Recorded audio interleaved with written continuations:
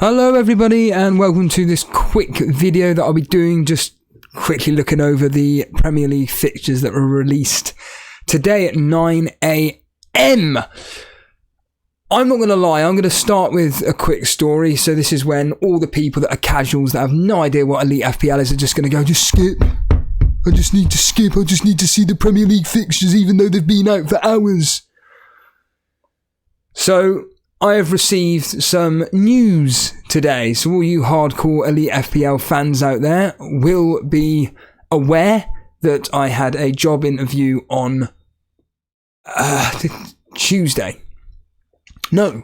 Wednesday, yesterday. As people are aware, it went, in my opinion, went extremely well.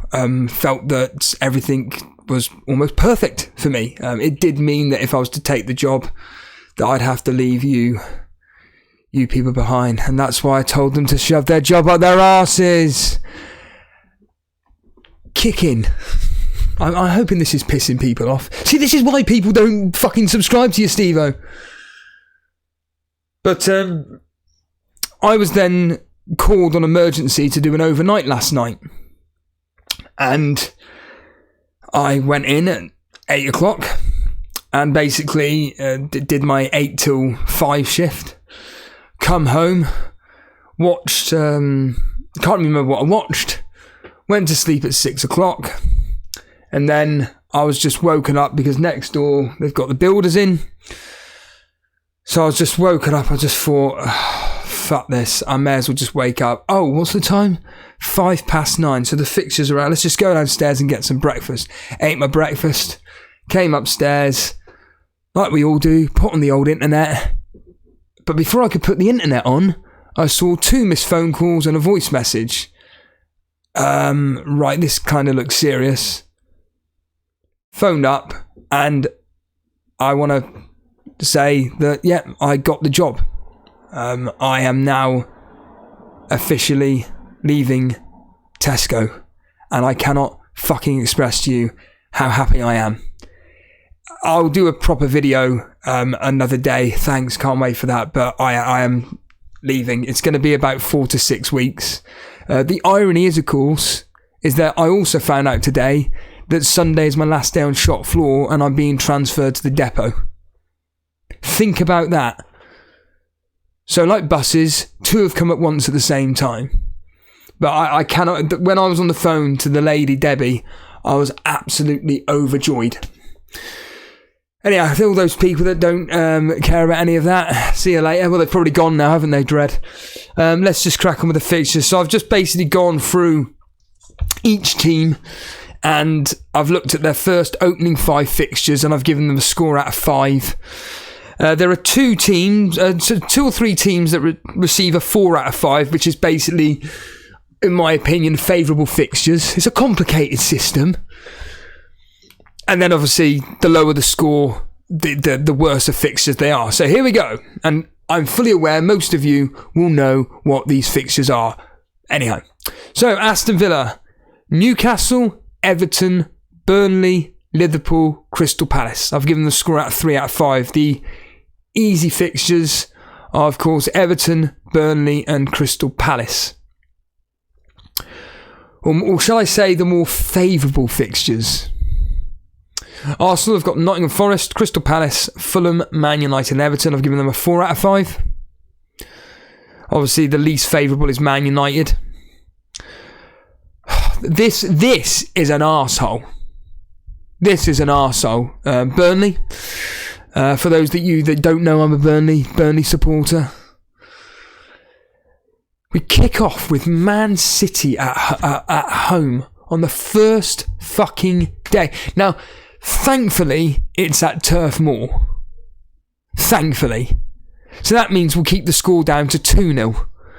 But that, you couldn't make that up. First time back in the Premier League with Vincent Kompany, and the opening fixture is at Turf Moor against the club where he's a legend, a Man City. You couldn't make that up. Horrific fixture. Luton away, horrible fixture.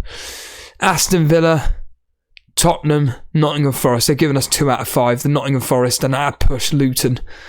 But Aston Villa, Tottenham, Man City, yeah, we'll pass them off the park.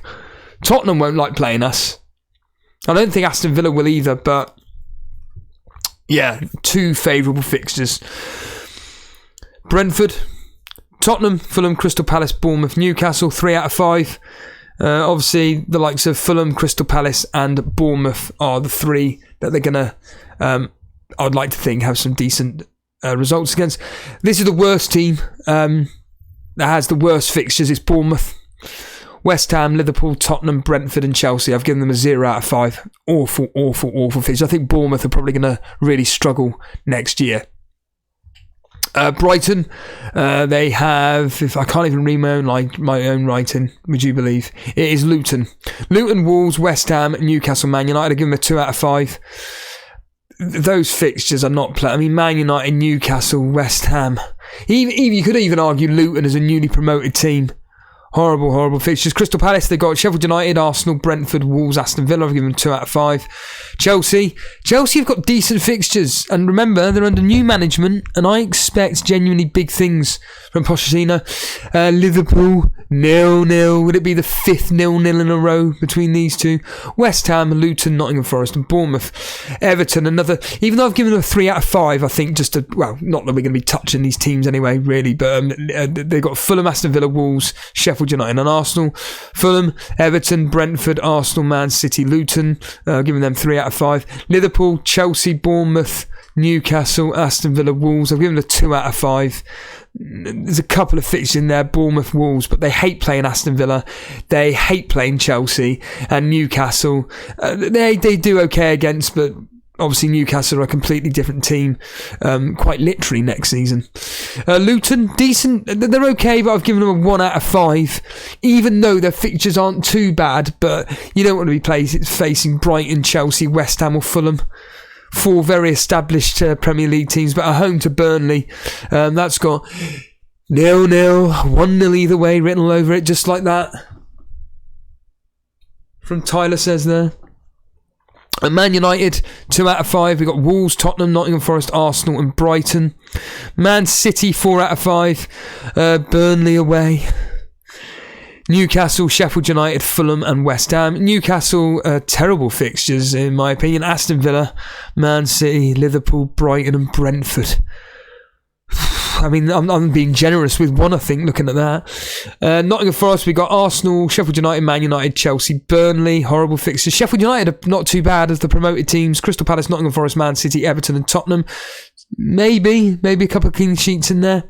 Tottenham have got Brentford, Man United, Bournemouth, Burnley and Sheffield United. All good fixtures, but it's Tottenham. West Ham have got Bournemouth, Chelsea, Brighton, Luton and Man City. And then finally Wolves, Man United, Brighton, Everton, Crystal Palace and Liverpool.